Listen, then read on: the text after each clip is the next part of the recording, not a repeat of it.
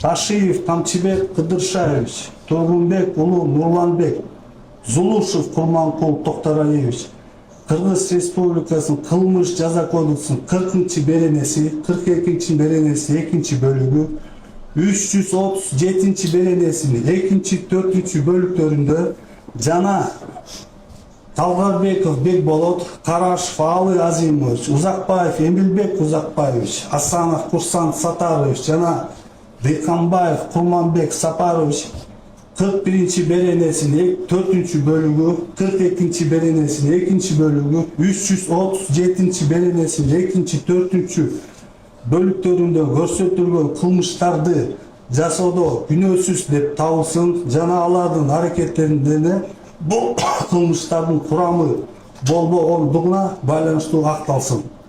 Ташиев Тамчибек Кыдыршаевич Кыргыз Республикасынын Кылмыш жаза кодексинин 41 беренесinin 2 bölügü, 42 беренесinin 2 bölügü, 36 беренеси, 326 беренесинде көрсөтүлгөн кылмышты жазоодо күнөөлүү деп табылсын жана ага карата мүлктү конфискациялоо менен 4 жылга эркиндигинен ажыратуу түрүндөгү жазасы белгиленсин.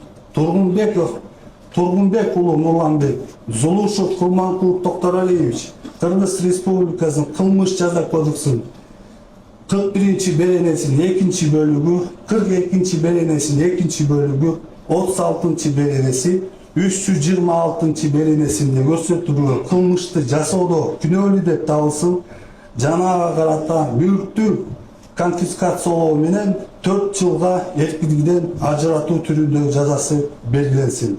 Талгарбеков Бекболот, Карашев Алы Азимович, Узакбаев Эмилбек Узакбаевич, Асанов Курсан Сатарович, Дыйканбаев Курманбек Сапарович, Кыргыз Республикасы Кылмыш жаза кодексинин 40 беренеси, 42 беренесинин 2 bölügü, 36 беренеси, 326 беренесинде көрсөтүлгөн кылмышты жасоодо күнөөлүү деп табылсын жана ага карата мүлктү конфискациялоо менен 4 жылга эркиндигинен ажыратуу түрүндөгү жазасы белгиленсин. Кыргыз Республикасынын Кылмыш жаза кодексинин 67 беренесине ылайык жазаны жалпы тартиптеги түзөтүү абактарында өтөсүн. Республикасынын Кылмыш жаза кодексинин 82 беренесинин негизинде айыпталуучуларга жалпы 3 жылдык мөөнөткө пробациялык көзөмөл колдонсун. Балама Алла Таала оору берген, бирок балам анан мен эле жалгыз калам да жашоодо ошондой эле сезилет. Балам аты Умар, ТЦП врожденный паралич. Балам 6 жашта. Балам ооруганда кадимкидей чогуу тырышып бүт денем кыйналат. Бир Алла билет. Бул оору менен балам өмүр бою жашайт, больницадан басып чыгат деп эч үмүтүм үзүлбөйт. Жанымда күчтүү эркек болгондо мынтип кыйналбайт болчумун. Сиздин эң чоң максатыңыз? Балдарым менен тынч жашасам дейм. Ошол эле максатым. Кыргыз эли жардам бере алат. Мен Аллага ишенем да. Алла Тааланын казынасы аябай чоң да. Эгер Аллах берем десе, элдерди кыргыз элин себепчи кылып берет деп ишене алам. Соңку сааттар алынган жаңылыктар түрмөгү менен түз эфирде таанышып алыңыздар. Студияда Рахат Кыдыр Токтоева, саламатсыздарбы? Кытайдан Кыргызстанга мунай жеткирүү маселеси талкууланды. Бул багытта Айыл чарба министри Эрлес Сакунбеков Кытайдын улуттук мунай газ корпорациясынын башкы директору Ло Ичжоу менен жолукту. Тараптар мунай продуктыларын жеткирүүнү уюштуруу жана логистикалык жол жоболорду жөнөкөйлөтүү маселелерин карашты. Ошондой эле жүктөрдү чек арада бекеттеринен ыкчам өткөрүү жана айдоочуларга виза тариздөөнү жеңилдетүү боюнча сунуштар талкууланды. Кыргызстанга электр бөлүштүрүүчү тармактар үчүн заманбап өлчөөчү трансформаторлордун алгачкы партиясы алып келинди. Жабдуулар аталган тармакты модернизациялоо жана бөлүштүрүүчү тармактарды санариптештирүү долбоорунун алкагында алынууда. Жалпысынан 10 жана 35 киловольт чыңалуудагы 90 комплект трансформатор жеткирилет. Жаңы жабдуулар электрди өлчөөнүн тактыгын жогорулатып, камсыздоонун ишенимдүүлүгүн арттырат. Кыргыз фармация ишканасына 12 жүк ташуучу унаа тапшырылды. Алар өлкөнүн бардык аймактарына дары-дармек жеткирет. Буга чейин мекемеде атайын техника болгон эмес. Эми логистикалык мүмкүнчүлүктөр кеңейип жатат. Унаага 3, 5, 10 тоннага чейин жүк батат. Алар көлөмүнө жараша шаар жана алыскы региондорго бөлүштүрүлөт. Мындагы негизги максат дарынын сапатын бузбай, ооруканаларга жеткирүү. Дары-дармек ташуучу автоунааны тапшырып жатабыз. Бул автоунаалардын 6-сы Кыргыз фармация өз алса, 6 президентибиз Садыр Нуркожоевич тарабынан белек катары берилди. Бул автоунаалардын дары-дармекти убагында сапаттуу түрдө жана керектүү түрдө жеткизүү үчүн өтө керектүү болчу. Кээ бир дары-дармектерибиз ошо температуралык балансты аябай жакшы сакташ керек. Ошол нерселер буга чейин бир аз маселе жаратып жүргөн. Эмнеден да аутсорсингдин бардыгында мындай шарттар болгон эмес. Бишкек электр тармактарынын автопаркы 6 жаңа атайын техника менен толукталды. Алар электр тармактарын оңдоо, тейлөө жана авариялык абалды калыбына келтирүүдө колдонулат. Техника шаардагы 4 райондук электр тармактарына жана атайын кызматка бөлүштүрүлдү. Жаңы унаалар энергетиктердин ыкчам иштөөсүнө шарт түзүп, аварияларды тез жоюуга жана электр менен камсыздоонун ишенимдүүлүгүн жогорулатууга жардам берет. Шанхай кызматташтык уюмунун саммити жана дүйнөлүк көчмөндөр оюндары өтүп жаткан күндөрү Бишкекте унаа тыгыны күчөшү мүмкүн. Айрым көчөлөрдө кыймылга убактылуу чектөөлөр киргизилип, жолдор жабылышы күтүлүүдө. Мындай шартта шаардыктарга жана конокторго өлкөнүн туристтик аймактарына саякаттоо сунушталат. Тур операторлор Сары Челек, Соңкөл, Көлтөр, Көлүкөк сыяктуу багыттарга жана ат менен жүрүүчү турларга жолдомолорду сунуштайт. Айрым компаниялар 25 августтан 10 сентябрга чейин турларга арзандатууларды да жарыялады. Бул күндөрү саякаттоону каалагандар мэриянын сайтынан тур операторлордун тизмеси менен таанышып алса болот.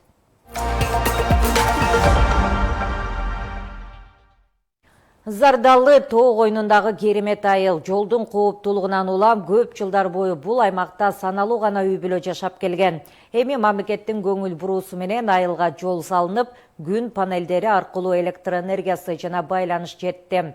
Мындан тышкары президенттин тапшырмасы менен Зардалыга заманбап үйлөр курулат. Алыскы айылдын жакынкы келечеги тууралуу кабарчыбыз Улан Маккамбаев баяндайт. Зарыл ишиң болбосо, Зардалыда эмне бар деген сөз бекеринен айтылган эмес. Анткени Зардалы айылы Кыргызстандагы шарты катаал тоолуу аймактардын катарына кирип, бул айылга транспорттук каттам жок болчу. Жергиликтүү тургундар кылымдар бою мына ушул айылга келиш үчүн жөө басып, ушундай чыйыр жолдо өмүрлөрүн тобокелдикке салып, ушул айылды райондун борбору менен байланыштырып турган. Эми бүгүнкү күндө Зардалы айылында өзгөрүүлөр чоң. Анткени ушул айылга мамлекет тарабынан олуттуу көңүл бөлүнүп, бүгүнкү күндө Зардалы айылына альтернативдүү энергия булактары келип, ошондой эле байланыш тартылып, интернет жетти. Эң негизгиси мына ушул Зардалы айылына бүгүнкү күндө транспорттук каттам түзүлүп, автоунаа каттай турган жол ачылды.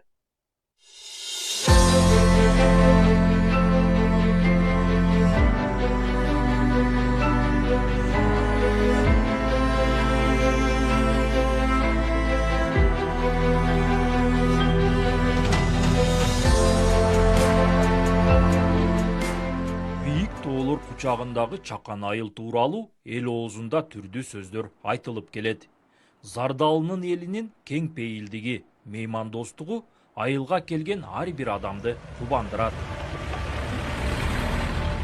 Биз Зардалыга кечке жуук барып, түз эле айыл башчынын үйүнө кирдик. Бар тапканын дастарконго жайып, жылуу тосуп алган үй ээси Зардалыда эл көбөйдү дейт.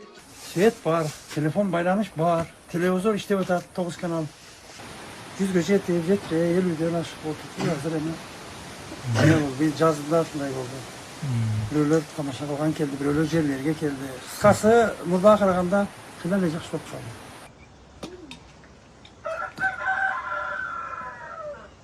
жолдун жоктугунан Зардалыда эл таш топурактан чакан үйлөрдү салып жашаса, ал эми турмуштун татаалдыгына чыдабагандар көчүп кеткен. 30 жылдан бери Зардалыда жашап, 5 балалуу болгон айыл тургуну Топчубай үйүн кеңейтип, кошумча там салууда. Анткени жолу ачылып, балдары тууган уругу бат-баттан келе баштады. Ушунда балакана салып жатам. Неберелер келип устат да. Неберелер ушунда жашайт да Кудай кааласа.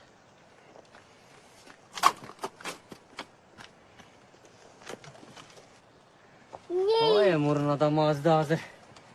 Эл көбөйүп калды Кудайга шүгүр. Шарттар бар, жолдор ачылды.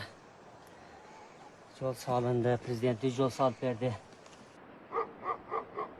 Зардалыдагы элди кармап калуу жана калктын санын көбөйтүү максатында президенттин тапшырмасы менен айылга жаңы турак үйлөрдү куруу маселеси көтөрүлгөн.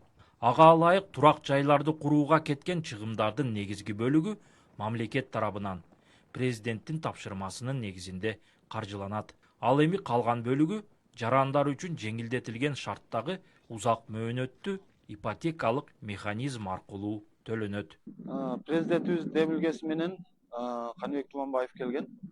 Келип, эл менен жолугушуу кылып, ошол жерде Зардалыда канча адам тизмеде болгон болсо, чарба китепте болгон болсо, ошонун бардыгына үй салып беребиз. 78 адамга ушул жерге заманбап центральный канализация, центральный отопление, суу бардыгын коюп заманбап үй салып беребиз деген демилгени айтып кетишти. Зардалынын эли айылдагы ата-бабаларынан калган эски үйлөрдү буздурбай, музей катары колдоноорун билдиришти. Анткени айылдын тарыхый жана табигый мурастары арбын.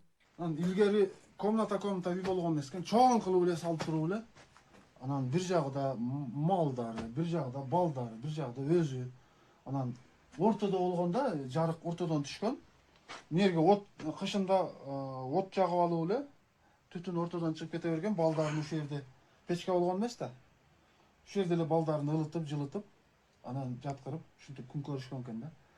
Кылымдар бою бийликтин көңүл четинде болуп, унутта калган Зардалы жакынкы келечекте кооз аймакка айланат.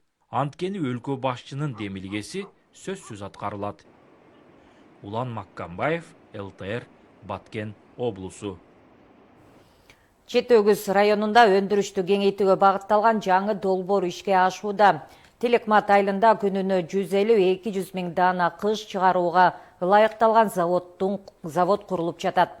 Ишкана ачылса, жергиликтүү тургундар үчүн жаңы жумуш орундары түзүлөт. Заводдун азыркы абалы жана качан ишке берилери тууралуу кабарчыбыз баяндайт.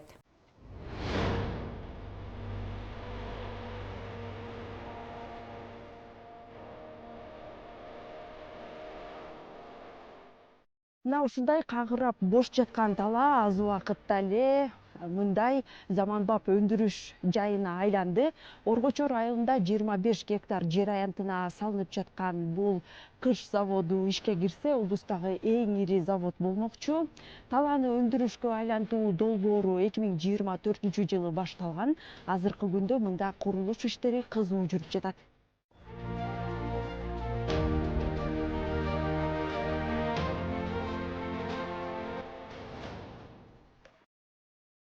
Сметалык баасы 187 миллион сомду түзгөн бул ишкана азырынча облустагы эң ири өндүрүштөрдүн бири. Заводдо кыш заманбап технологиянын жардамы менен чыгарылып, өндүрүштүн негизги бөлүгү автоматташтырылат. Ишкананын курулушу Кыргыз Орусту өнүктүрүү фондунун каржылык колдоосу менен жүрүүдө. Учурда 70% бүтүп калды. 20 ашуун кишини иштеп жатат. 2026 жылдын аягы менен уже бүтөт, буюрса. Күнүнө 200-250 миң кыш чыгат. Жана бүтөөрү менен бүткөндөн кийин 70-80 киши жумушка орношот да. Бул заводдун кубаттуулугу суткасына 200-250 миң даана кыш чыгарууга жетет. Бир суткада эле ошончо көлөмдөгү кыш чыга турган болсо экологияга эмне болот деп чоочулабаңыз.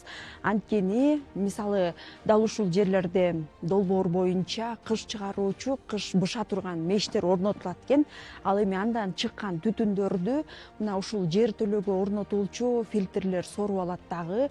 Ал түтүн истин бардыгы зыянсыздандырылып, чыпкаланып отуруп, абага болгону буусу гана чыгат. Завод куруу үчүн Жети-Өгүз районунун бир нече аймагындагы топурак атайын изилдөөдөн өткөрүлгөн. Лабораториялык текшерүүлөрдүн жыйынтыгында кыш чыгарууга эң ылайыктуу чийки зат Оргочор айылынан табылган. Адистер бул жердин топурагынан кыштын 7 түрүн өндүрүүгө болоорун белгилешет. Бул жер жөн эле жайыт жер болчу. Мал келип эле, мал жайында деле турганга невозможно, биякта суу жок. Өзүңөр көрүп атасыңар. Жөн эле жаткан жер болчу, анан ушул жерди татынакай калып иштетип атабыз элдерге. Экологиялык жактан таптаза болот, моунун баары тегереги бекитилет, бир түтүн чыкпайт. Бүт технологиясын сактап салып атат да биякта буюрса. Ишке ашып кетсе, аябай жакшы болот. Облуста курулуш тармагынын өсүшүн эске алганда заводдун келечеги кең. Ал толук кубаттуулукта иштеп баштаса, Жети-Өгүздө эле эмес, бүтүндөй Ысык Көл облусун кыш менен камсыздай алат.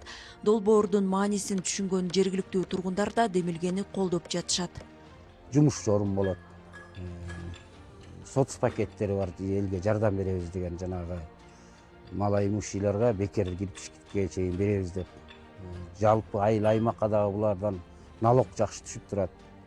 Андан тышкары элге жардам берет. Жумуш орду болот. Курулуш иштерин быйыл ноябрь айында аяктоо пландалууда. Завод ишке киргенден кийин 70-80ге жакын жаңы жумуш орду түзүлөт. Өндүрүштүн басымдуу бөлүгү автоматташтырылганы менен жабдууларды иштетүү, көзөмөлдөө жана башка жумуштарга жергиликтүү тургундар тартылат. Бул айыл эли үчүн туруктуу жумуш орундарынын түзүлүшүнө жакшы шарт түзөт. Данагүл Алиева, Ынтымак Дафталиев, ЛТР, Ысык Көл облусу. Кыргызгидромет Ысык Көл облусунун Тоолу жана Тоо этектериндеги райондорунда сел жана суу ташкыны коркунучу бар экенин эскертти. Маалыматка ылайык 20 августта аймакта нөшөрлүү жаан жаашы мүмкүн. Мындан улам тоолуу аймактарда суунун деңгээли көтөрүлүп, сел жүрүшү ыктымал. Өзгөчө кырдаалдарга жол бербөө үчүн тургундарга жана айдоочуларга сак болуу сунушталат. Азырынча биздеги маалыматтар мына ушулар. Ал эми бүгүнкү күндүн негизги окуялары менен кечки саат 8:30 кенен тааныша аласыздар.